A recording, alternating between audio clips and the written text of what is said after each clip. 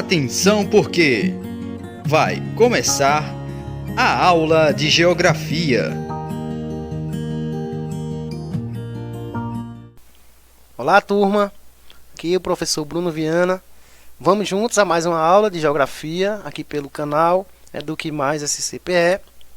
Agora nossa aula será para os 7º anos, tá? Peguem seus materiais para anotações. Não esqueçam, de informar seu nome completo, sua turma, sua escola, tá? Comentem aí, façam seus comentários, informem a questão dos seus professores, tirem dúvidas. Tá? Vamos dar início à nossa aula 7 aqui pelo canal. Tá? Eu queria deixar um pedido aos pais de vocês, chamem eles para assistir às aulas com vocês e dizer a eles que parabenizar por acompanhar vocês nesse processo, e aqueles que estão um pouco aí afastados, que peguem na mão dos seus filhos, nos ajudem. Nós estamos aqui fazendo o melhor para levar a educação, o conhecimento para os filhos de vocês, mas a escola precisa da família, Para a escola ser forte, nós precisamos de vocês. Incentivem, busquem a educação para os seus filhos, para que eles tenham um futuro próspero, e através da educação que isso acontece, tá? Então precisamos de vocês, principalmente nesse período tão difícil, tão delicado, tá? Então é um pedido de professor para a nossa escola ser mais forte. Nós precisamos de uma família forte, tá? Vamos lá.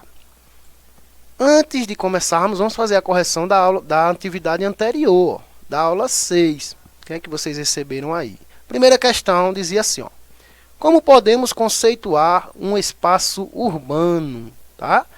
Como? Então a resposta é subjetiva.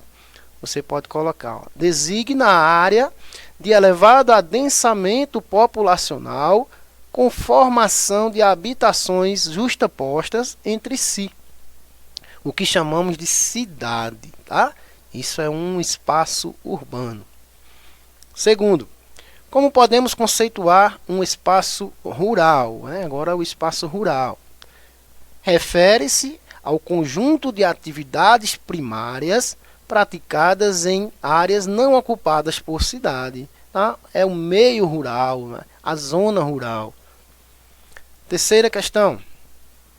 Zona urbana e zona rural são conceitos utilizados na geografia para diferenciar dois tipos de espaços geográficos.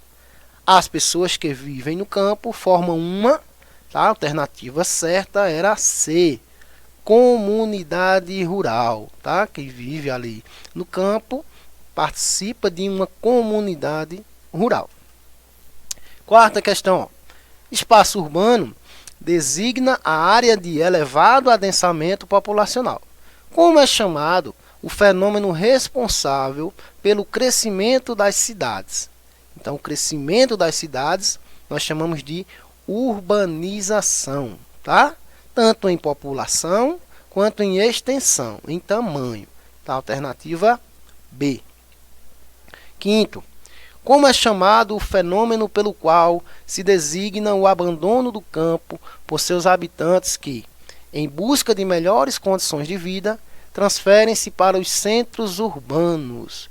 Qual é chamada essa migração, saída do campo para a cidade? Então nós vimos que é o êxodo rural. Tá? Êxodo é saída do campo para morar na cidade. Alternativa B.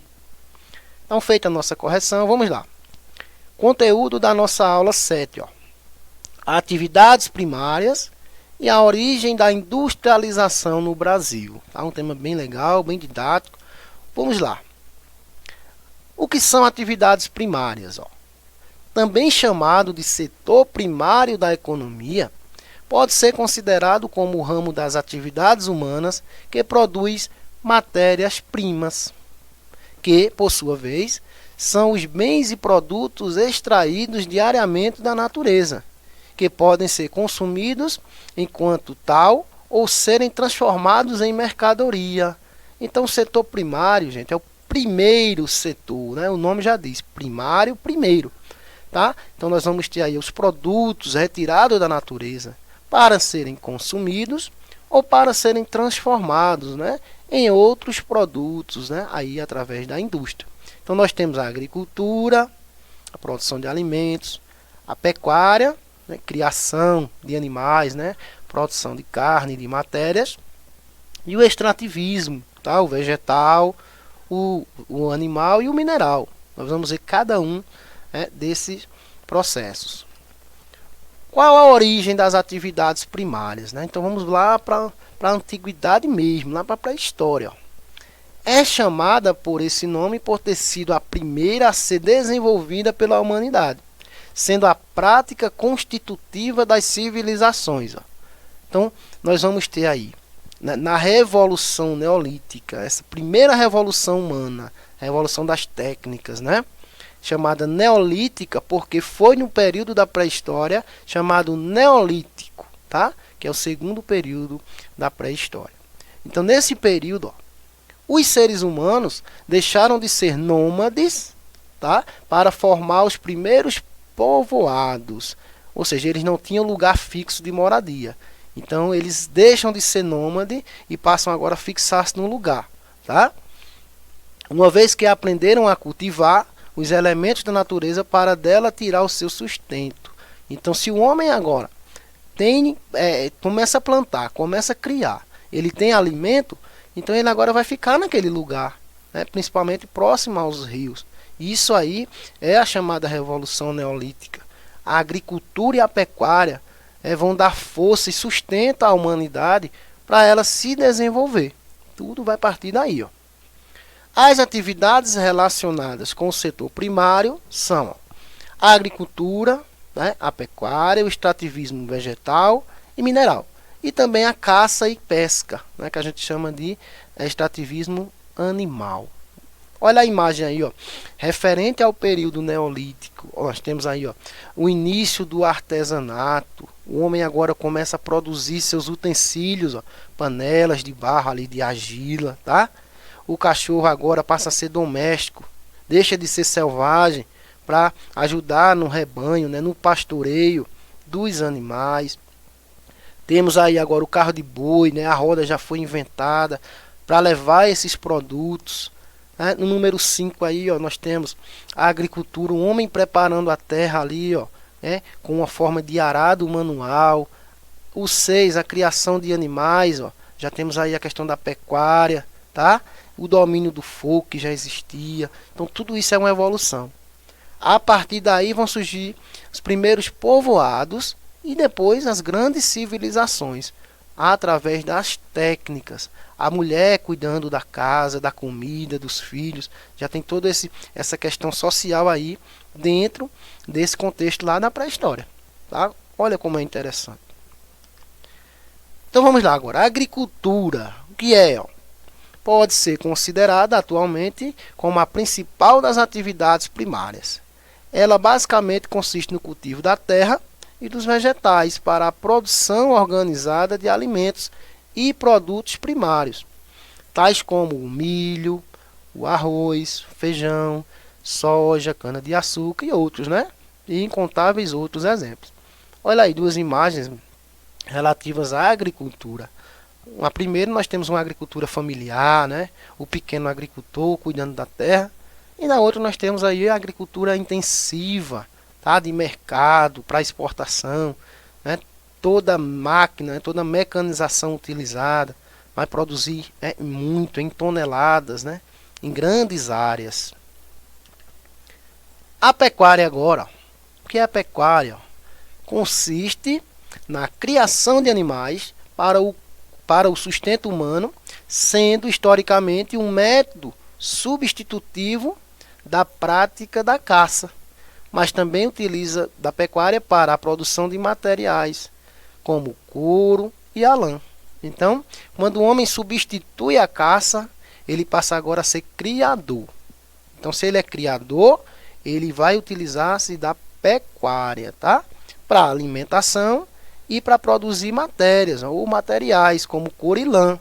Então nós temos aí, ó, vários animais que são criados. Lembrando que pecuária, gente, não é só a criação de boi, né, de vaca, não. Pecuária é a criação de vários animais. O que vai diferenciar é o porte, tá? Se é pequeno, se é médio ou se é de grande porte. Então, a criação aí, ó, de porco, de galinha, de cavalos, né? Até de abelhas, ó. Tudo isso é pecuária. Só vai diferenciar o porte do animal. Produção de matérias-primas através da pecuária. Então, o que é que o homem pode tirar dessa criação para utilizar no dia a dia? Tá? Vocês podem ter em casa aí, com certeza vão ter vários produtos que foram retirados, né, de matérias-primas de animais e a gente utiliza agora. Então, por exemplo, ó, do boi, né, dos bovinos, são retirados o couro. Esse couro vai passar aí pelos curtumes, né, pelos processos industriais, para ser preparado e ser levado para a indústria, para a fabricação de vários produtos. Olha aí, ó, essa imagem. Bolsa, sapato, cintos, carteiras, né, tudo que se utiliza com couro. Isso é retirado dos animais, ó. Tá vendo? Olha que interessante. A lã da ovelha também, ó, né? Esse processo aí, ó, onde eles fazem a retirada da lã das ovelhas, que vai ser levado para a indústria têxtil, para a produção de roupas, né, de casacos. Tudo isso é utilizado dos animais. Além da carne, eles oferecem outras matérias-primas, tá? Extrativismo. Quer dizer extrativismo? Ó, vem de extrair, né, gente? De retirar, tá? Lembrem disso. Ó. Consiste na retirada de elementos da natureza, também para a alimentação ou para a transformação em mercadorias. A mesma coisa lá. É extrair, retirar da natureza. Há, assim, por exemplo, 3 tipos fundamentais de extrativismo. O mineral, nós temos aí, ó, como exemplo, a extração de ouro, né, de ferro, de outros minérios, a extração de carvão mineral, tudo isso está acontecendo aí, ó, no mundo, pelas grandes mineradoras. Temos o extrativismo animal, a caça e a pesca, tá? E o vegetal, ó, por exemplo, a extração de látex, principalmente lá na Amazônia, esse leite retirado da seringueira para a produção, né, da indústria de borracha, a extração do açaí, ó, que é uma droga do sertão, que nós vimos lá na primeira unidade, tá? Também é uma extração vegetal. Então existem vários tipos, tá? Vamos conhecer alguns. Um extrativismo vegetal, basicamente voltado para a extração de recursos de plantas e árvores. Olha aí, ó, uma foto, o desmatamento, tá? Existe o desmatamento legal e o ilegal. Tá? Isso acontece, principalmente aqui no Brasil. Ainda isso é uma questão histórica, né? Lá da colonização ainda. Então a retirada de madeira para abastecer a indústria de móveis, né? Na construção civil, isso precisa muito. Olha aí, ó, a retirada do látex lá da seringueira, numa questão de uma plantação aí, ó, feita pelo homem, né? Ecológica, para retirada desse látex para a indústria de borracha.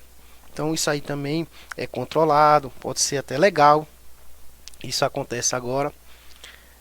Outro tipo de extrativismo, ó, o mineral, tá? Voltado para a exploração de minérios e riquezas disponíveis no solo ou abaixo dele.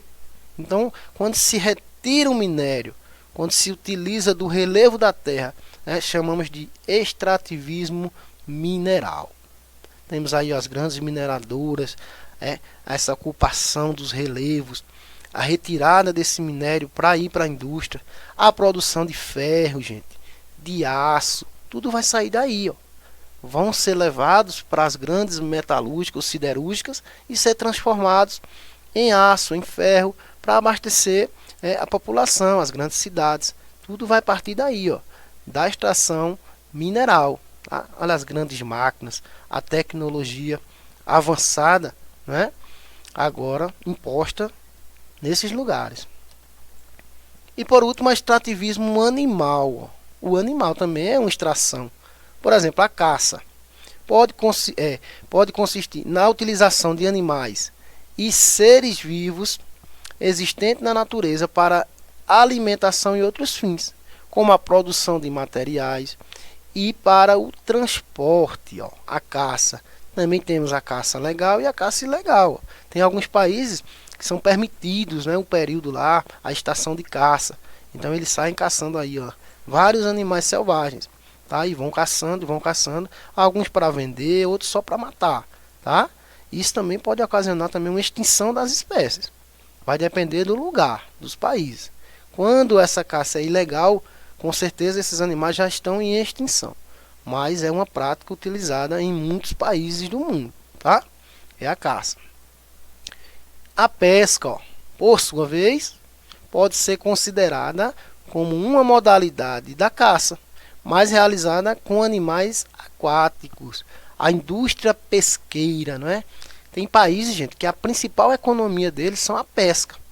É fundamental, ó. Países com um litoral, né, extenso, como o Brasil, né, os Estados Unidos, o Canadá, o Japão, tá? São países em que a pesca é muito forte, é uma economia muito lucrativa, tá? Então a questão da pesca aí, ó, é fundamental para abastecer o mercado global. Transição das atividades primárias para a industrialização. Então essa transição. O setor primário da economia, praticamente quase sempre no meio rural, já foi a principal área de atividades sociais ou das sociedades. Isso mudou bastante com o advento da industrialização e os tempos sequentes da modernização. Atualmente, esse setor é altamente mecanizado, havendo uma intensa substituição de mão de obra por maquinários. Então agora a atividade primária ela está misturada, né, dependente da indústria, porque a indústria está trocando a mão de obra humana pela máquina. Né? Isso vai acontecer em vários lugares, porque a produção tem que aumentar, a população cresce. Então a indústria está envolvida também no meio rural. Vamos ver agora um pouquinho dessa característica, como a indústria chegou ao Brasil. Como chegou? Tá? Qual a origem da indústria no Brasil? Então vamos lá. O Brasil faz parte do grupo de países que realizaram a chamada industrialização tardia. Ou seja, o processo de implantação das indústrias demorou mais a acontecer do que em outros países. Enquanto na Inglaterra esse processo iniciou-se lá no século XVIII, no Brasil ele só foi ocorrer quase 200 anos depois. Então vejam, enquanto outros países, né, Inglaterra e outros países, principalmente da Europa, já eram industrializados, o Brasil ainda era um país agrário, de agricultura, dependia somente da agricultura, do espaço rural, tá? Principalmente na produção de café, nesse período aí, ó, que era quem sustentava a economia do Brasil. Mas isso só veio mudar, né, no início do século XX. Tá? Então nós vamos ver algumas características, como é que isso começou. Tá? Por exemplo, tudo vai começar a partir do governo desse homem aí, ó, desse senhor, que é o Getúlio Vargas. Tá? Então, aí nós temos a foto aí, ó, do governo dele de 51 a 54. Lembrando que esse aí já é o segundo governo dele. Né? O primeiro foi em 1930. Então foi a partir do primeiro governo de Vargas que a indústria vai começar a surgir no Brasil, né? Vai ser implantada e nós vamos ver as causas, tá? Mas nessas fotos tá aí, ó, a questão da criação, né, da Petrobras, né, da nossa indústria produtora de petróleo, tá? Em 51 a 54 o governo dele, a campanha do petróleo é nosso e a criação dessa indústria da Petrobras em 1953, olha ele assinando aí, ó, a questão aí da produção independente de petróleo no Brasil, tá? Lembrando que um ano depois ele vai cometer suicídio, tá? Sendo o seu segundo governo. Quais as causas da industrialização tardia? Por que tardia? Por que demorou? Por exemplo, ao longo do século XIX e início do século XX, o café consolidou-se como o principal produto brasileiro, gerando um enorme desenvolvimento econômico e de infraestrutura. O café dominava, né? Os barões do café influenciava até nos governos, né? Na República Velha do Brasil, os barões do café, tá? Aquela república oligárquica, né? Dos grandes barões. E o café era o produto principal. Durante a Primeira Guerra e a crise de 1929, o café perdeu muito o seu valor de mercado. Então, no início do século XX, aconteceram dois fatos históricos no mundo. Foi a Primeira Guerra Mundial, a Grande Guerra, e depois a crise de 29, chamada Grande Depressão, lá nos Estados Unidos. Isso foi um baque para toda a economia global, e o Brasil foi junto. Tá? Por exemplo, a crise econômica nos Estados Unidos, a Grande Depressão, influenciou tudo. Né? Vários países que dependiam também dos Estados Unidos para comprar seus produtos. Então, isso influenciou o Brasil diretamente. Então, nos dois governos de Getúlio Vargas, o Estado passou a investir em uma política de desenvolvimento industrial, incentivando o desenvolvimento de indústria de base, principalmente estatais. Foi nesse período que foi criada a Companhia Siderúrgica Nacional, a Petrobras, a Companhia Vale do Rio Doce, a maior mineradora do Brasil, tá? Que era estatal, hoje é privada. Mas, veja só, quando o Brasil dependia do café e da agricultura, o mundo disse a ele, ó, não dá mais para viver só disso, então vamos industrializar. Então, a partir dos governos de Vargas, então o Brasil começa agora a produzir internamente, né, a criar indústrias, a mudar a sua economia de agrária para agora industrial. Então, foi obrigado a fazer isso. Outro fator importante foi o governo desse outro presidente aí, ó, né, o Juscelino Kubitschek, da industrialização no governo JK. Então, no período de Juscelino, com a política dos 50 anos em 5, o Estado procurou investir em infraestrutura básica para atrair indústrias privadas, principalmente as automobilísticas e as indústrias de base. Então, já no governo de Juscelino, né, de 56 a 1960, então o Brasil agora vai ter uma característica já industrial. Inclusive, a sua capital vai ser transferida do Rio de Janeiro agora para a nova capital, Brasília, né? Que foi ele o responsável por inaugurar a nossa capital agora em Brasília, lá no Distrito Federal. Então olha aí a imagem de Juscelino, a criação, a construção de Brasília lá na década de 50, né? Milhares de imigrantes foram para lá trabalhar na construção dessa cidade, inclusive nordestinos, né? Olha aí a construção do Palácio do Planalto, onde ficam lá os senadores, os deputados, tudo isso no governo JK. Então também foi outro importante para a industrialização brasileira. Nesse período, as principais características da industrialização brasileira eram a concentração industrial. Por que concentração? A maioria das indústrias estava localizadas na cidade de São Paulo e arredores, a região ali de São Paulo chamada de ABC Paulista. Em virtude, principalmente, da maior quantidade de infraestrutura e mão de obra que a região possuía. Olha aí o mapa. Ó. Então, essa é a questão, onde está mais aí amarelo e laranja, é a concentração das indústrias no Brasil, desde lá da década de 50. Então, o Sudeste concentrou essas indústrias. Até hoje, é a região que mais concentra indústrias no Brasil. Tá? É chamada coração econômico do Brasil. Claro que hoje as indústrias já estão dispersas, né, em todas as regiões, mas a concentração foi no Sudeste, tá, a partir dali. Dependência econômica e tecnológica. O Brasil também dependeu de tecnologia de outros. Por exemplo, desenvolveu-se essencialmente por meio do capital estrangeiro, dinheiro estrangeiro de outros países, a partir de empréstimos e de tecnologia importada, já que o país não possuía nem capitais, nem tecnologia suficiente para industrializar. Ou seja, o Brasil precisou de dinheiro emprestado e de tecnologia de outros países. Por quê? Porque era dependente deles, não tínhamos aqui. Então precisou vir de outros países. Com isso, em razão dos altos juros e custos com equipamentos importados, o Brasil perdeu competitividade.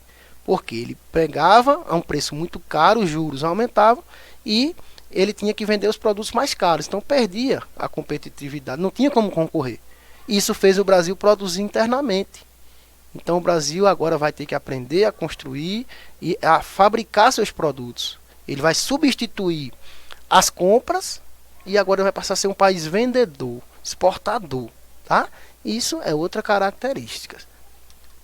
Atualmente, o principal desafio do processo industrial brasileiro consiste em ingressar de forma autônoma, sem depender de capital ou tecnologia estrangeira, na terceira fase da Revolução Industrial, que faz uso intenso de alta tecnologia, informática, robótica, biotecnologia, etc. Então a indústria brasileira, em curto espaço de tempo, ela evoluiu muito. Tá?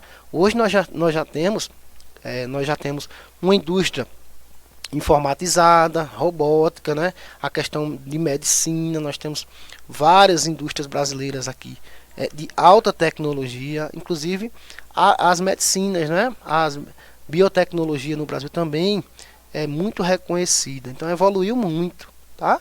Olha aí um exemplo de evolução industrial no Brasil, ó.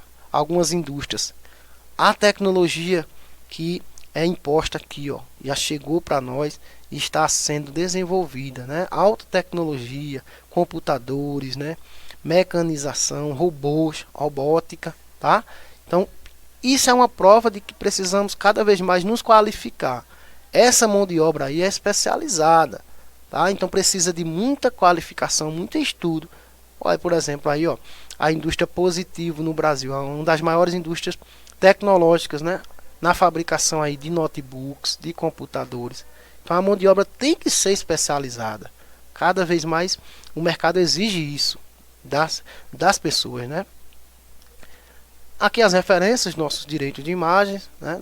A nossa pesquisa. Obrigado pela atenção. Foi um prazer. Até a próxima aula e se cuidem.